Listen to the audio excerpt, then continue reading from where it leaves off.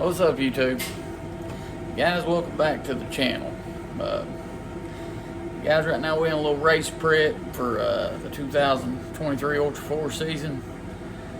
Right now, let me see if I can. Right now, as you can see, I just pulled the Off-Road Beast trailing arm off this RS1. Let me show you guys what's going on here.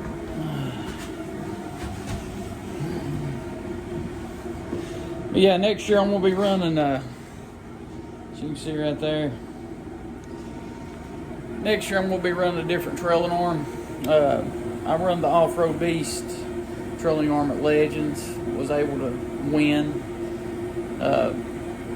Yeah, as far as Off-Road Beast stuff, they are top of the line. I actually won a championship, the stock production championship, running all of Off-Road Beast is suspension components. I run his radius rods, his front A-arms, and the trailing arms. But on the trailing arms, his shock angle changed, and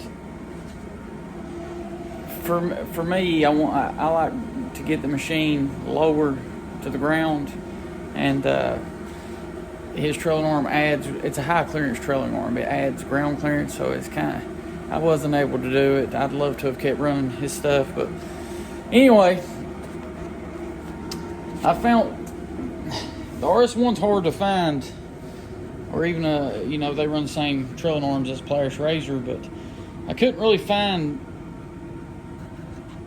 nothing that didn't change the trailing arm. The shock angle. You can see right here. I had to edit the video. My finger was in the way. Alright, here's what I was talking about. ORB, he moves the shock back 2 inches and the sway bar length. He does that, in my opinion, because if the shock's like this, the trailing arm can sit up higher. Okay, if you move the tabs forward, the shock's going to do this, but it'll make the machine even taller. So that's kind of why I'm switching. I want my machine on the ground.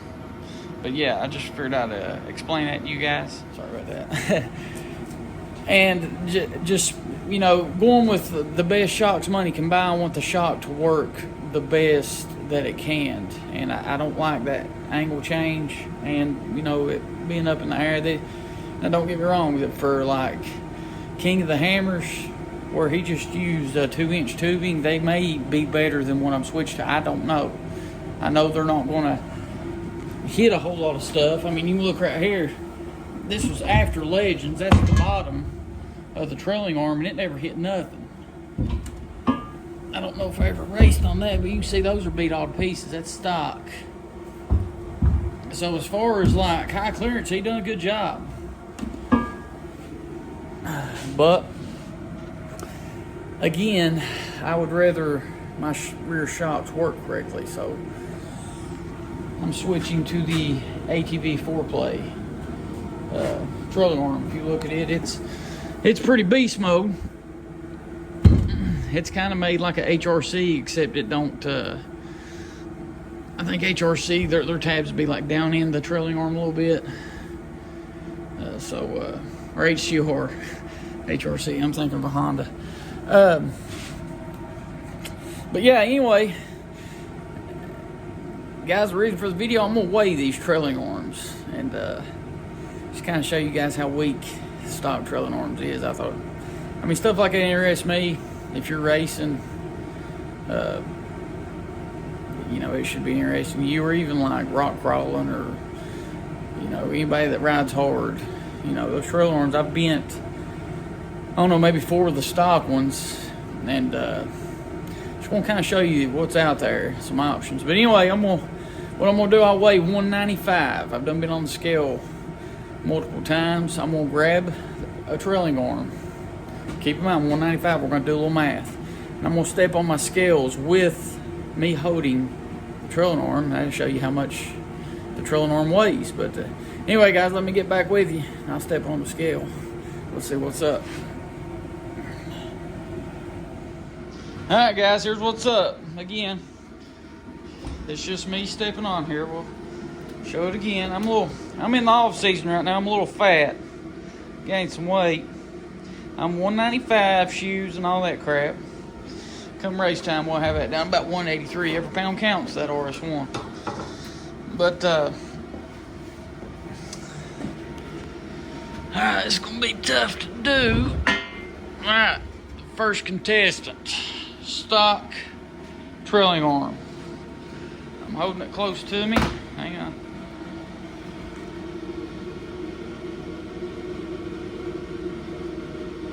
$213 now. 195 from 213. I'm not a rocket scientist, but I'm pretty sure that is 18 pounds. 18 pounds is what the stock trailing arm weighs. Now, I want you to notice the size difference between the ATVFOURPLAY and this ORB. Look how little this guy is. But let's see how much the big ORB weighs.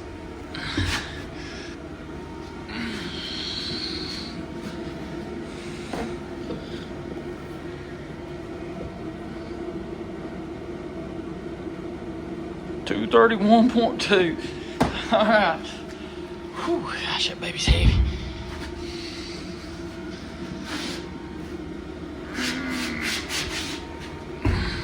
Excuse the grunt.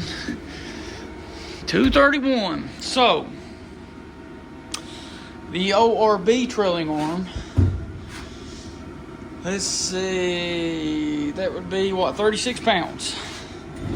Man. So that is, the little ORB trailing arm is double the weight of the stock trailing arm. Now, let's grab this beast ATVFOURPLAY trailing arm.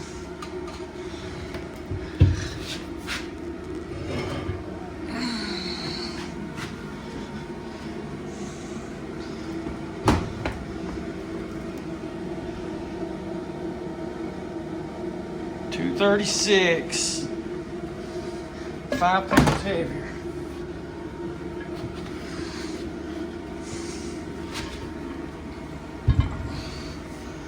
I'm having to hold that with one hand.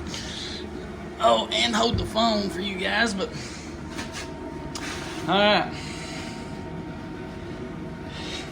You wouldn't think by looking at that versus looking at that, there would only be a 5 pound difference, but that's all it is. I'm pretty sure it's some thick square tubing. I thought it was 3/8 thick, but on his website he says it's a 1/4 inch thick, but whatever it is, it's beefy and it's heavy. But long story short, stock trailing arms are junk. If you plan on racing a Polaris, I highly recommend. I'd probably change them. I would recommend the ORB or the ATVFOURPLAY. If you're not too worried about your center of gravity and more worried about, you know, kind of not dragging on the rocks, the ORB would be the ones for you. But if you want your machine low on the ground and don't really care to hit rocks, I'd recommend the ATVFOURPLAY. So I'm gonna go the low to the ground option. Not too low. I'll still be able to get, you know, the ground clearance I need, but my trailing arm is gonna be lower. But I'm gonna go with the ATVFOURPLAY. Also gonna be running their A arms. Might do a video on that, weighing them versus ORBs later. If there's stock uppers and ORB lowers, here is the new ATVFOURPLAY I plan on running. They're tubing with boxed in. They're pretty nice. But anyway, I hope y'all enjoy the video.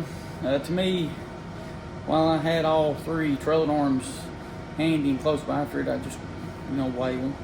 To me, stuff like that's interesting. It may not be to you, but it kind of give players, people race razors, kind of show you what you got there. I don't think, you know, the people that sells these trailing arms, don't think they give you a weight And that kind of shows you just how beefy they are. But anyway, there's the big Yamaha. This right here is going to be my Crandon machine. I just had to replace the map sensor. It's back in here up on top of the engine. Oh my gosh, it was a nightmare. But the Yamaha is now starting and idling pretty good. I've got a cage ordered for it. It's one of them, I can't remember the company, but it's a weld-it-yourself cage. And I'm probably going to add a B-pillar to it. But yeah, it's just an update. Kind of what I got going on. Getting ready to do battle in 2023. But guys, I hope you enjoyed the video, and as always, God bless everybody. We'll catch you on the next one.